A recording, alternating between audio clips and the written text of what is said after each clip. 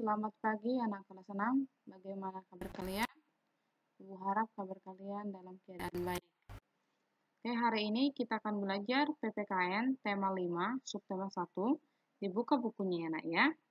Sini kita akan mempelajari tentang keberagaman ekonomi ya. Dan pertama kita yang harus pahami adalah tentang wirausaha.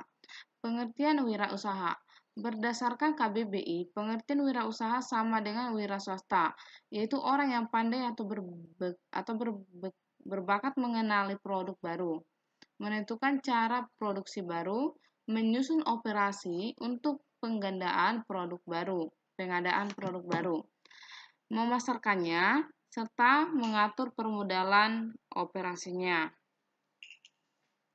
Nah, ini adalah keragaman ekonomi di negara-negara ASEAN. Tentu kalian sudah tahu ya, yang mana negara apa yang termasuk ke negara-negara ASEAN.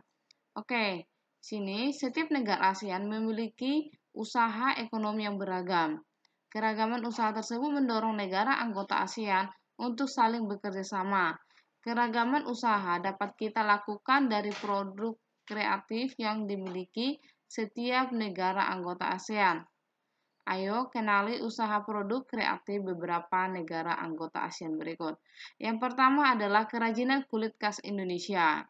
Indonesia memiliki banyak sentra kerajinan kulit, antara lain Garut, Magetan, dan Sidoarjo. Kerajinan kulit Indonesia meliputi produk jaket dan lain sebagainya. Ya, kalau harganya juga terjangkau dan kualitasnya bagus ya, merupakan nilai lebih dari kerajinan kulit Indonesia. Oke, Miss mau tanya, apakah kalian sudah mempunyai salah satu produk Indonesia yang khas dari Indonesia seperti ini? Oke, sekarang yang kedua, manisan buah khas Thailand. Thailand mempunyai produk kreatif berupa manisan buah.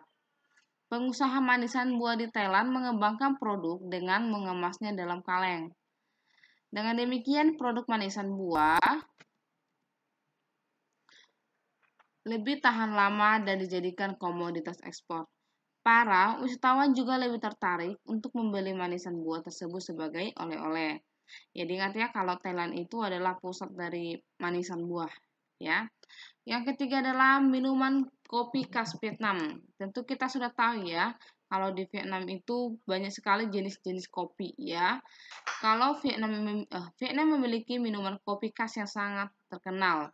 Penyajian kopi di Vietnam menggunakan susu kental manis sehingga mudah diterima masyarakat Indonesia. Alat penyajiannya juga unik, sehingga menarik minat para penikmat kopi. Keunikannya tersebut membuat banyak pengusaha Vietnam menyediakan alat penyaji kopi untuk dijual ke luar negeri. Usaha minuman kopi khas Vietnam juga semakin mudah ditemui di negara-negara lain. Selanjutnya, yang keempat adalah makanan khas Laos. Laos memiliki usaha makanan yang khas. Salah satu makanan khas Laos adalah lerp. Lerp ya, bacanya lerp. Lerp adalah makanan berbahan dasar daging dan dimakan bersama nasi bakar giling. Ya, makanan lerp ini merupakan makanan nasional ya di negara Vietnam. Hampir semua restoran di Laos menyajikan makanan lerp. Makanan lerp juga disarankan kepada wisatawan yang sedang berkunjung ke Laos. Oke, berikut adalah keragaman ekonomi. Keragaman ekonomi adalah kondisi di mana terdapat banyak jenis kegiatan ekonomi dari para pelaku ekonomi di dalam masyarakat. Contoh keragaman ekonomi bisa kita jumpai di lingkungan terdekat kita, di mana kita tinggal. Oke. Ada bermacam-macam usaha dan juga profesi yang dijalankan oleh masyarakat.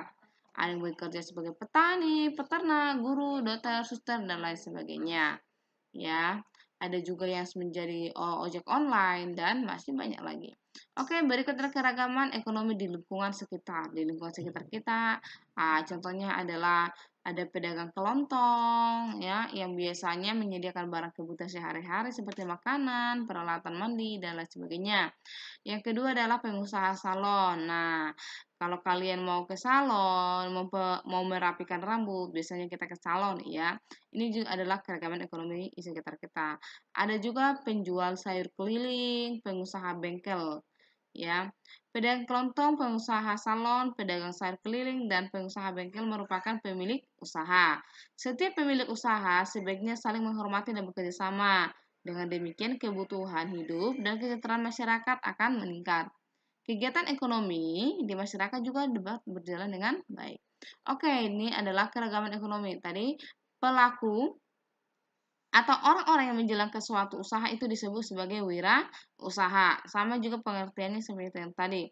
Nah, bentuk-bentuk usaha yang dilakukan oleh wira usaha yaitu ada usaha perdagangan, jasa, industri. Nah, kalau untuk usaha perdagangan itu kegiatan dalam perdagangan bergantung pada penjualan barang dagangan.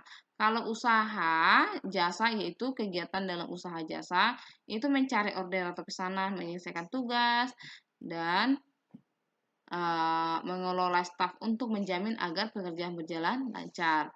Yang ketiga, usaha industri. Usaha industri yang menghasilkan produk atau barang baru ataupun hanya mengolah bahan mentah menjadi barang setengah jadi. Oke, ini ya keragaman ekonomi.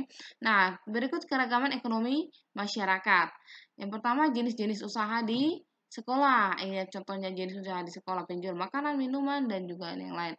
Baru cara menghargai keragaman usaha bagaimana? Yang pertama, memanfaatkan usaha yang ada, baik maupun enggak. Baru di sini ada 3 ya, membayar barang jasa dan harganya, memuji usaha orang lain. Nah, beragam jenis usaha pasti bisa kita temukan di sekolah. Ada jenis usaha yang menyediakan jasa dan jenis usaha yang menyediakan barang. Ini tanggung jawab yang harus dijalankan oleh pemilik usaha, menjaga lestari dan kebersihan lingkungan, memberikan manfaat kepada masyarakat, melakukan persaingan secara sehat. Baru manfaat usaha apa lagi gitu. Di sini memenuhi kebutuhan hidup dan lain sebagainya. Nah, dibaca ya, Nak. Oke, kegiatan ekonomi. Di sini kegiatan ekonomi adalah kegiatan yang dilakukan untuk memenuhi kebutuhan hidup.